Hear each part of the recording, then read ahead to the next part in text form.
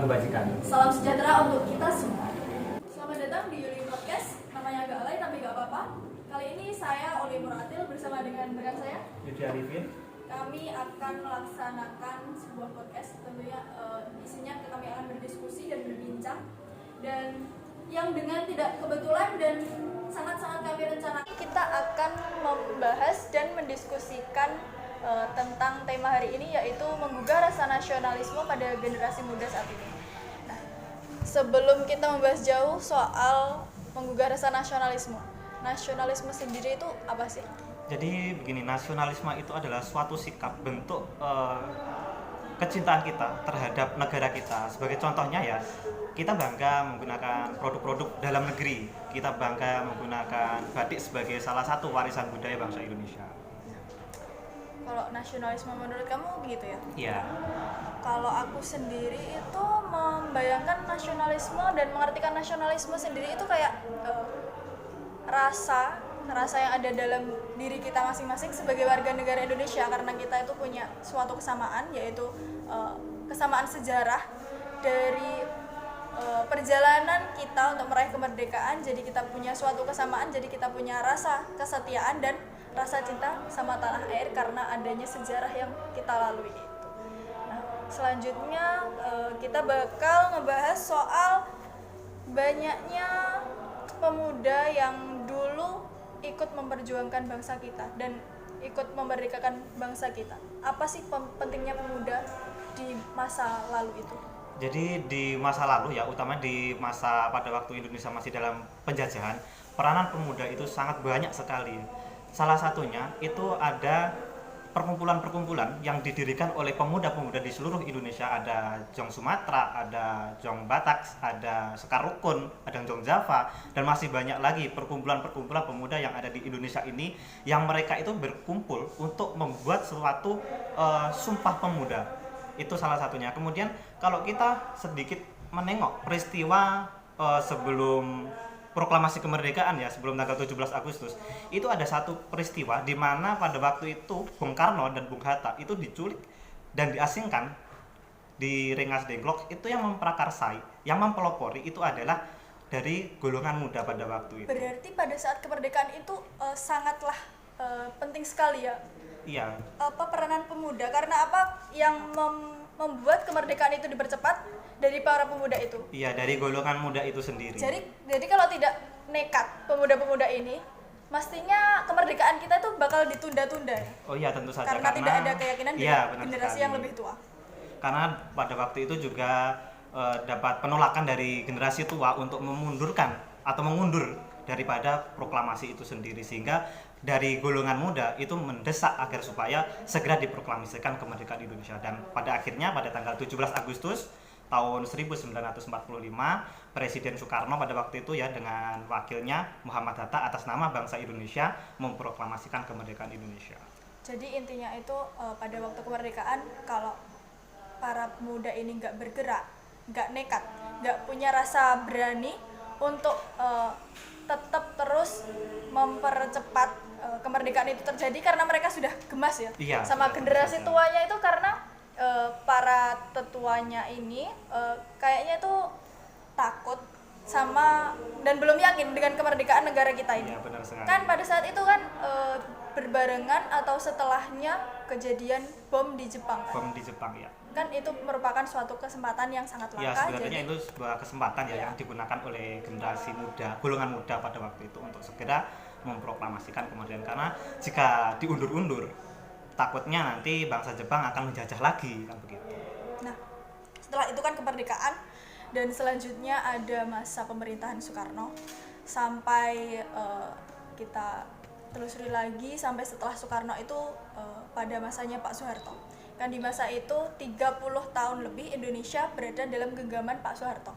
Iya. Dan pada saat itu gak sekritis masa sekarang, dan yang mendobrak masa itu adalah generasi pemuda.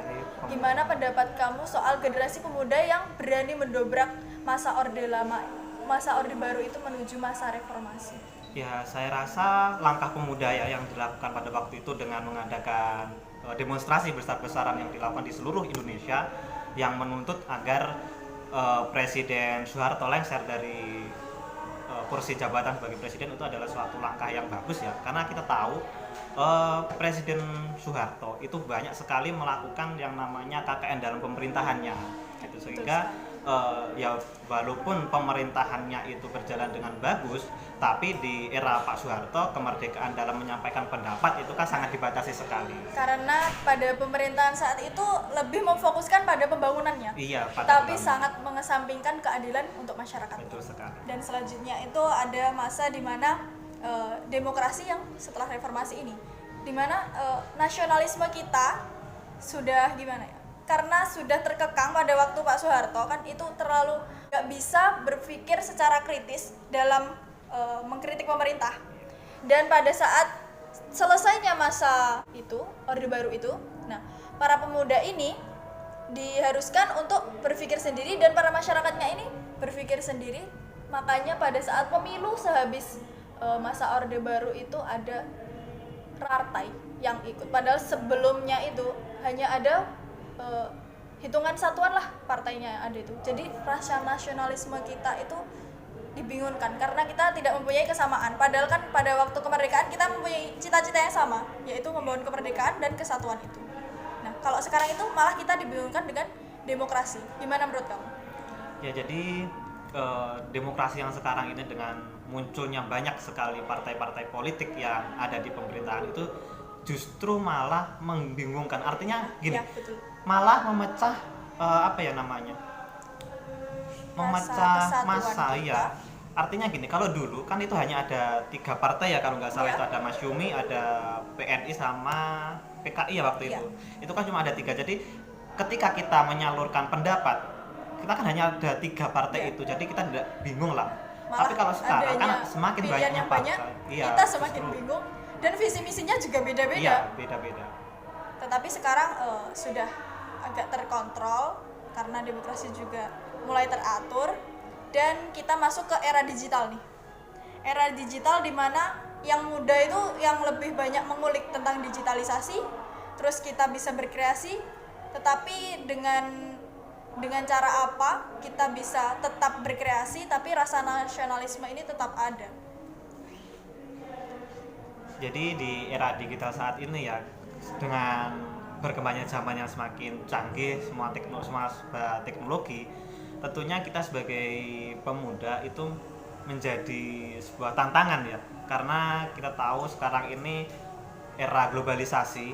Dengan adanya globalisasi itu sendiri, pertukaran budaya dan lain sebagainya itu kan sangat cepat sekali, sehingga kalau tidak disaring dengan baik itu akan melunturkan budaya kita yang asli. Dan cara menggugah rasa nasionalisme ini dalam tantangan globalisasi itu gimana sih? Sebagai contoh kecil ya dalam menggugah jiwa nasionalisme, di sini ada kata menggugah. Menggugah itu kan berarti sudah ada dalam diri kita sendiri kan. Artinya tertidur kan. Kita membangunkan. Artinya kita membangunkan. Itu sudah ada di dalam diri kita sendiri. Kita mulai dari langkah-langkah kecil saja. Misalnya ya, kita ikut mengibarkan bendera merah putih pada tanggal 17 Agustus. Kemudian kita ikut upacara bendera. Itu juga merupakan bentuk bagaimana kita menumbuhkan jiwa nasionalisme kita terhadap bangsa Indonesia ini. Nah, kalau menurutku sih kalau soal mengibarkan bendera merah putih, kemarin aku pernah lihat suatu kasus. Nah, seorang siswa itu malah menjelek-jelekkan lagu kebangsaan kita. Itu kan suatu hal yang sangat mengagetkan ya bagi generasi kita, bagi masyarakat kita, bagi bangsa kita. Karena apa? Karena yang siswa ini kan masih dalam golongan anak kecil, jadi kayak belum ada yang menyaring pikirannya, kayak mengarahkan mereka itu ke dalam rasa nasionalisme, ke dalam pemikiran nasionalisme. Ya contohnya kayak kita tahu tentang Pancasila, tentang lagu kebangsaan kita, tapi di saat ini malah yang anak-anak kecil malah lebih tahu soal digitalisasi yang TikTok, Instagram, Facebook dan lain sebagainya. Ya, kalau kayak gitu menurut kamu apa sih langkah kecil yang bisa kita lakukan buat lebih mengarahkan mereka inilah anak-anak kecil yang masih rentan lah pemikirannya? Ya, jadi begini, kalau kita mencegah untuk anak-anak ini untuk tidak bermain HP dalam artian membuka konten-konten yang seperti itu kan tidak mungkin. Nggak Karena mungkin. sekarang ini zamannya semua Serba serba digital, semua bisa diakses melalui smartphone kita. Ya kita memberikan semacam edukasi lah, bisa melalui lingkungan keluarga ya, karena waktu terbanyak itu di lingkungan keluarga, bukan di lingkungan institusi. Jadi mulai dari keluarga, dari orang tua, tentunya dari pola asuh, kemudian bagaimana kita mengedukasi, kita apa namanya mengajarkan mengajarkan tentang nasionalisme yang ringan-ringan aja ya Iya, di lingkungan keluarga kayak gitu. Dan selanjutnya itu yang masalah pemuda saat ini kan gitu kan, kurang bersemangat. Ada sih yang mempunyai rasa kreatif, tapi kreatif mereka itu lebih kepada untuk bermanfaat untuk dirinya sendiri.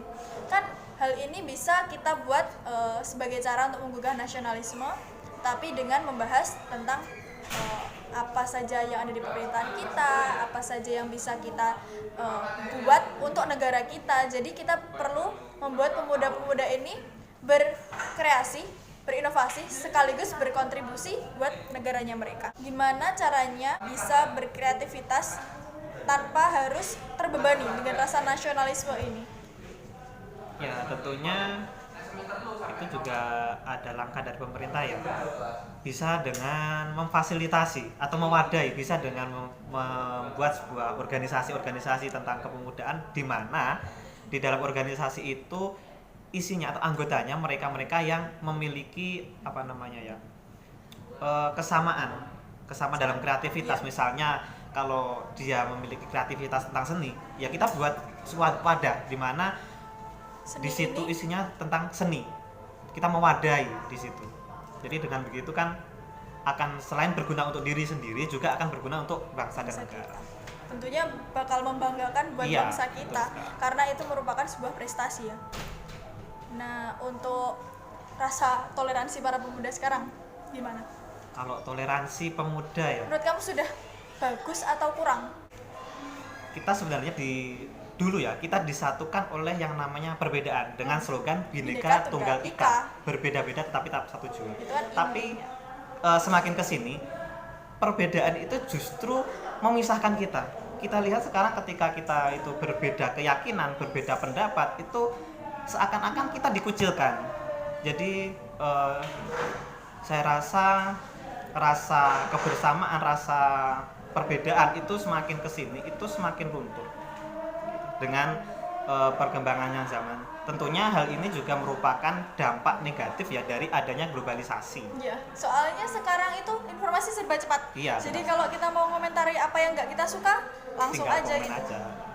Dan menurut saya kalau cara menggugah nasionalisme sendiri, kalau kamu tadi kan dalam hal yang ringan-ringan Iya, ya. kita mulai dari contohnya, hal-hal yang ya. ringan.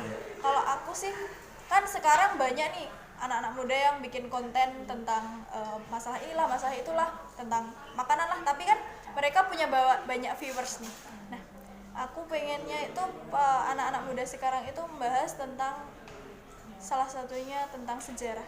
Refleksi sejarah kan perlu banget nih buat kita menggugah rasa nasionalisme. Benar. Salah satunya kayak di museum, kayak membaca sejarah-sejarah yang terdahulu, kan itu seru juga. Sekarang ini yang jadi permasalahan kan itu tadi udah kita bahas soal kreativitas. Kita juga punya solusi masing-masing kan tadi. Dan untuk nasionalisme sendiri kita ini yang dari sejarahnya yang masa lalu itu udah bagus banget, tapi kita hanya perlu menggugah lagi aja di sini.